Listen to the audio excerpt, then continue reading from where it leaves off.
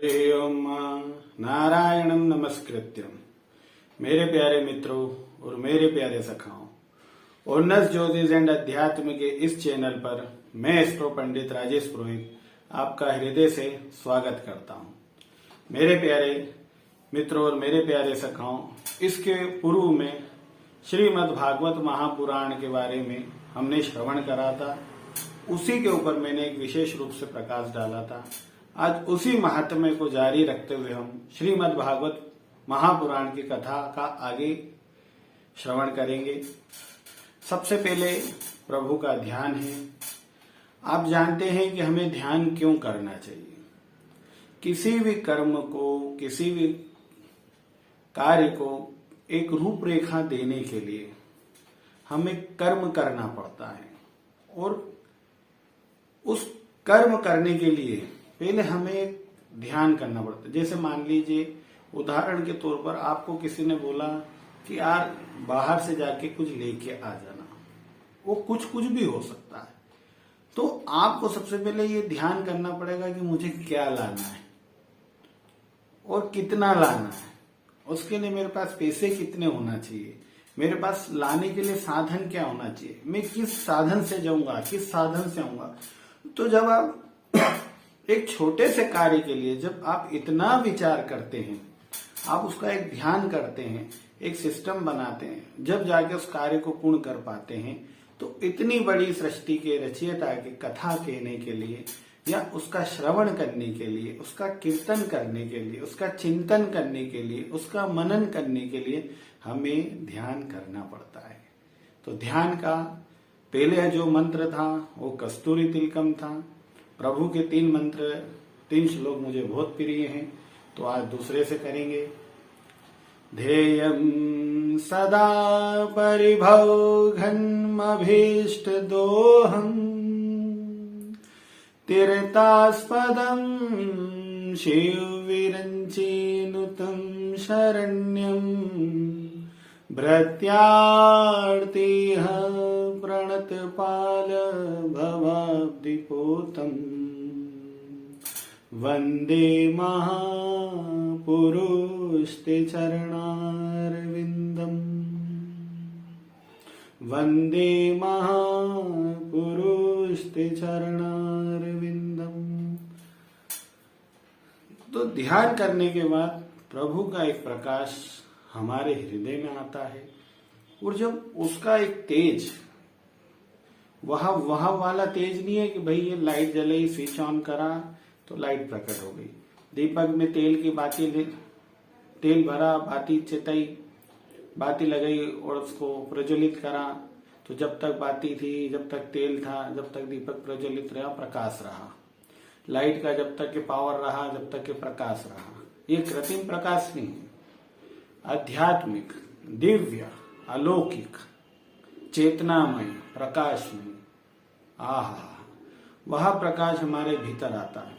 अब वह प्रकाश जब हमारे भीतर आता है, तो हम सबसे पहले क्या करेंगे।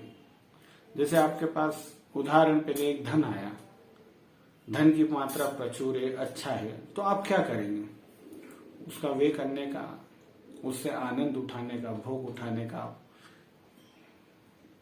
एक तरीका बनाएंगे कि यार इसका कैसे सदव्यय करना है। उसी प्रकार से जब प्रभु का प्रकाश हमारे भीतर आता है, तो हम सबसे पहले कीर्तन करते हैं, क्योंकि जो चीज हमें मिली है, जो ये संसार दे ही नहीं सकता है, जो हमारे परिवार से, हमारे कुटुंब से, इस संसार से, मित्र बांधवों से, किसी से नहीं मिल सकती। अब वो जब हमारे भीतर प्रवेश कर गया है, क्योंकि संसार से तो मिलना नहीं है, तो उस प्रकाश को हम व्यक्त कैसे करेंगे, उस आनंद को व्यक्त कैसे करेंगे। तो हम करते हैं कीर्तन। कीर्तन का अर्थ यही होता है, करे जो तन से, जिसे तन से किया जाए। तन यानी हमारा ये शरीर, क्योंकि सबसे बड़ा प्रभु की भक्ति का साधन यह शरीर ही है। इसके अलावा दूसरा हमारे पास कोई और साधन नहीं है। ना ही माला है, क्या माला घुमा रहे हैं, या तीर्थाटन कर रहे हैं, या स्वाध्याय कर रहे हैं। ये एक सुविधा है, परंतु सबसे बड़ा साधन हमारा ये शरीर है। तो इसका सदुपयोग करें कीर्तन करके। कीर्तन हम ज्यादा बड़ा नहीं करेंगे, पर कीर्तन की प्रथा होनी चाहिए, क्योंकि इससे प्रभु का आनंद हमारे भीतर से बाहर की ओर निकलता है। जो प्रकाश है वो आनंद के रूप में बाहर बहता है और दूसरों को आनंदित करता है। इसलिए हमें कीर्तन करना चाहिए। कीर्तन जो है प्रभु का एक ही कीर्तन सबसे प्यारा मुझे हृदय से लगता है। श्री कृष्ण गोविंद हरे मुरारे, हे नाथ नारायण वासुदेव। श्री कृष्ण गोविंद हरे मुरारे, हे नाथ नारायण वासुदेव। एकमात्र स्वामी सखा हमारे, एकमात्र स्वामी सखा हमारे, हे नाथ नारायण वासुदेव। श्री कृष्ण गोविंद हरे मुरारे, हे नाथ नारायण वासुदेव। राधे कृष्ण राधे कृष्ण, राधे राधे राधे कृष्ण, कृष्ण राधे कृष्ण, राधे कृष्ण, कृष्ण कृष्ण राधे। तो अब जब हम कीर्तन करते हैं तो इस कीर्तन से हमारे जो आसपास का एनवायरमेंट है, जो वातावरण है, वो प्रभु में हो जाता है, भक्ति में हो जाता है, आनंद में हो जाता है। वह भक्ति का रस सब में प्रभावित होने लगता है और सभी इस कीर्तन की धुन से, इस कीर्तन से आनंदित होकर खुद भी स्वयं कीर्तन में ही हो जाते हैं। अब कीर्तन के बाद जो महात्म्य के श्लोक हैं, सच्चिदानंद स्वरूपाय, उसी का आगे हम श्रवण विस्तार से समझेंगे, महात्म्य को श्रवण करेंगे। तो 4 श्लोक हैं जो महात्म्य के सबसे पूर्ण हैं, जिसपे पूरी महात्म्य का सार है। वह ये है, सच्चिदानंद रूपाय विश्वोत्पत्ति आदि हेतवे तापात्रय विनाशाय श्री कृष्णाय वयं नुमः। अज्ञान ध्वांत विध्वंस कोटि सूर्य समप्रभा सुताख्या हि कथा सारम मम कर्ण रसायनम। चिंतामणिर्लोके सुखम सुरद्रुः स्वर्ग संपदम प्रयच्छति गुरु प्रीतो वैकुंठम योगी दुर्लभम। काल व्याल मुख ग्रास त्रास निर्णाश हेतवे श्रीमद्भागवतम शास्त्रम कलोकीरेण भाषितम। कलोकीरेण भाषितम शुककीरेण भाषितम। नैमिष अरण्य तीर्थ के क्षेत्र में शौनक आदि 88,000 ऋषियों ने श्री सूत जी से यह प्रश्न किया कि हे प्रभु, उस परमात्मा का सार क्या है। तो सूत जी ने सबसे पहले महात्म्य में जो ध्यान किया कि सच्चिदानंद स्वरूपाय, कि वह परमात्मा जो है वह सत्य घन है, चित घन है, आनंद घन है। अब परमात्मा को जब सच्चिदानंद नाम से पुकारा गया तो क्यों पुकारा गया। सत्य घन, चित घन, आनंद घन। सत्य का अर्थ होता है कि केवल एक वही सत्य है, उसके अलावा दूसरा इस संसार में कुछ सत्य ही नहीं है। आप संसार में जब किसी चीज को प्राप्त करते हैं तो उसमें 2 प्रकार की दृष्टि होती है, एक सत्य की और एक असत्य की। परंतु परमात्मा इन दोनों से परे है, क्योंकि वो दोनों में ही व्याप्त है। क्योंकि आपको सत्य का ज्ञान नहीं हुआ, इसलिए आप में भी असत्य का भास है, और जिसको ज्ञान हो गया है उसको असत्य से सत्य का ज्ञान प्राप्त हुआ है।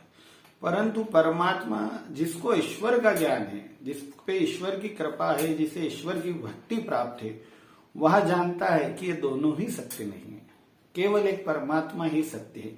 क्योंकि वह पहले भी था, बीच में भी है, आगे भी है, और जब कुछ नहीं रहेगा तो भी है, इसलिए उसे सत्य कहा जाता है। एक अविनाशी तत्व, वह चित्त घन है, हमने अभी ध्यान करा, ध्यान के बाद कीर्तन करा, तो हमारे अंदर एक प्रकार का प्रभु का जो तेज है वो व्याप्त हुआ, प्रकाश प्रकट हुआ। इसलिए वह प्रकाशमयी, चेतनामयी, आनंदमयी है।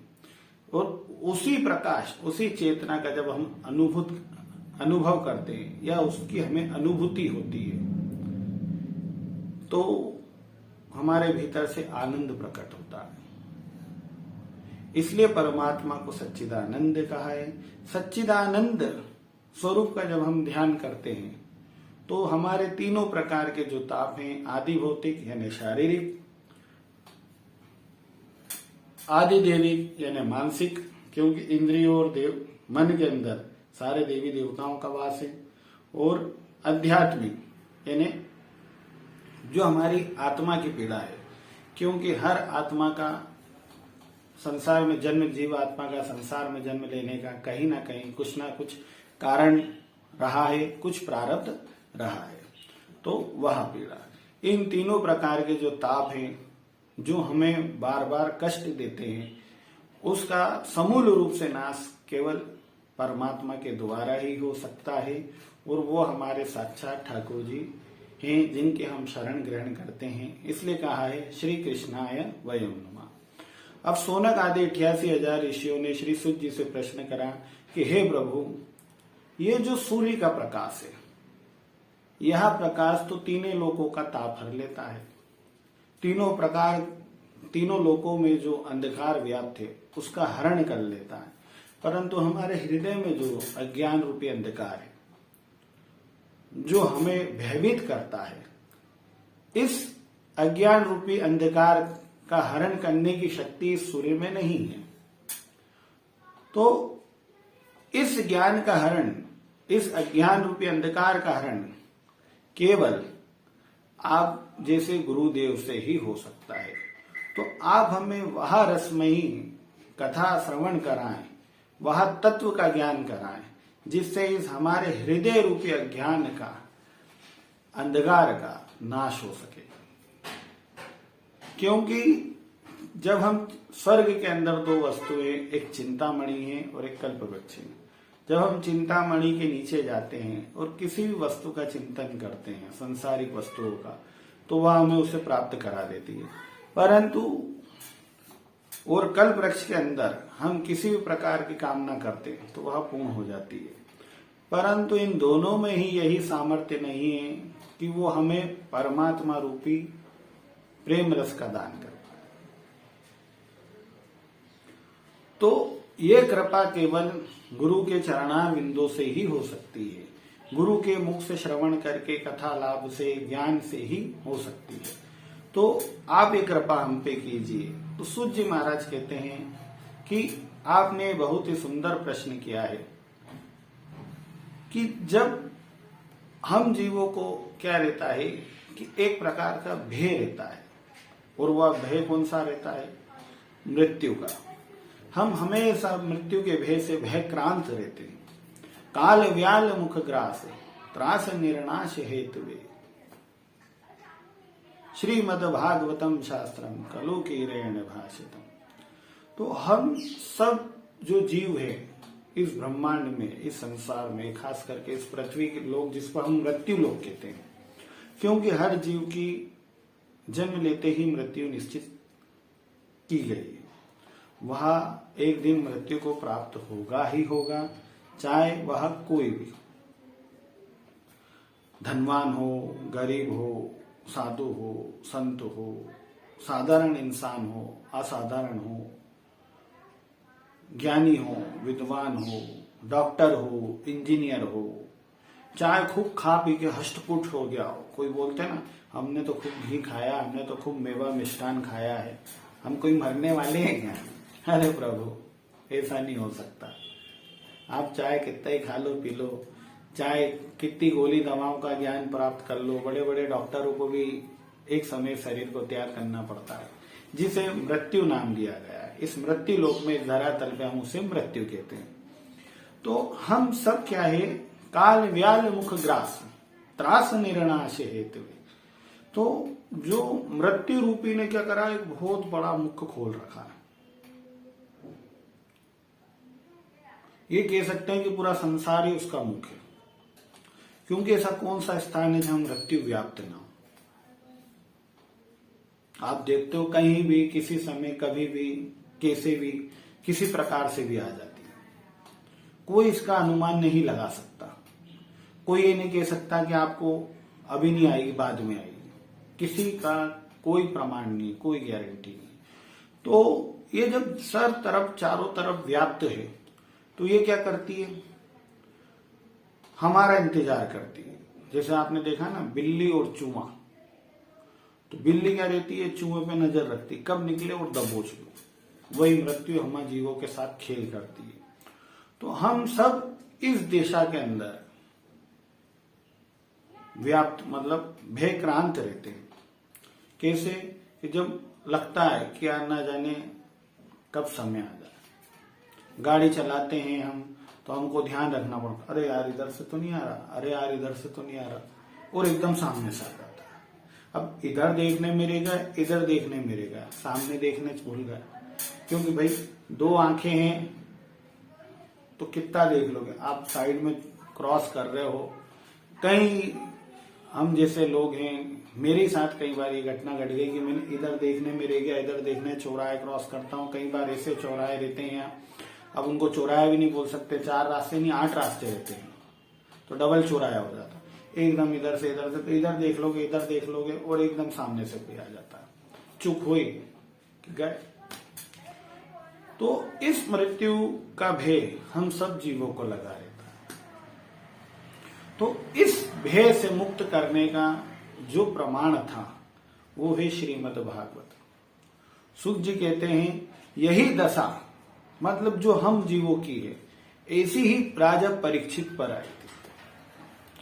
7 दिन में जब उनका मरना निश्चित हो गया था तो वो सब त्याग के गंगा तट की ओर गए, और गंगा तट पे सुखदेव जी महाराज ने उन्हें श्रीमद् भागवत शास्त्र महापुराण का श्रवण कराया। उसके श्रवण करने से वह मृत्यु रूप भय से मुक्त हो गए। जो उनका एक मृत्यु रूपी जो भय था, जिससे वो भयक्रांत हो रहे थे, उससे वो मुक्त हो गए। वही श्रीमद् भागवत पुराण जो सुखदेव भगवान का गाया हुआ है, मेरे द्वारा आज आप लोगों को मैं श्रवण करूंगा। आप उन्हें उस पुराण को श्रवण कीजिए, जिससे आप भी इस मृत्यु रूपी भय से, इस भयक्रांत से मुक्त हो सकें, और जो आपके हृदय में ये अज्ञान रूपी अंधकार है वो उस परमात्मा के प्रकाश से नष्ट होता है। वह प्रकाश कहीं और से आपको प्राप्त नहीं होगा, वह प्रकाश श्रीमद् भागवत महापुराण से ही प्राप्त होगा। क्योंकि श्रीमद् भागवत पुराण, श्रीमद् भागवत शास्त्रम कलोकीरेण भाषितम, क्योंकि एकमात्र यही वह पुराण है जो कलयुग के अंदर आपको उस परमात्मा रूपी प्रकाश का प्रदान करता है, उस प्रकाश को आपको देता है। अन्यथा किसी और पुराण में ये सामर्थ्य नहीं, इसलिए आ गया है श्रीमद् भागवत शास्त्रम कलोकीरेण भाषितम शुकेन कीरेण भाषितम। क्योंकि इस श्रीमद् भागवत शास्त्र को भगवान सुखदेव ने, जो प्रव्रंत परम वैरागी हैं, यम प्रवजंत मनुपेतमपेत कृत्यम दैपायनो विरहा कातर आजोहावा पुत्रेति तन्मया तया तरभो विने दुस्तम सर्वभूत हृदय मुनिमान तोस्मी। जिनके जन्म लेते ही जो वैरागी हो गए थे, ऐसे सुखदेव भगवान का, जिनमें किसी प्रकार का कोई मत्सर नहीं था, जो स्वयं उस परमात्मा में लगे हुए थे, साक्षात भगवत स्वरूप थे, उन प्रभु का गाया हुआ, श्री सुखदेव भगवान का गाया हुआ यह श्रीमद् भागवत पुराण है।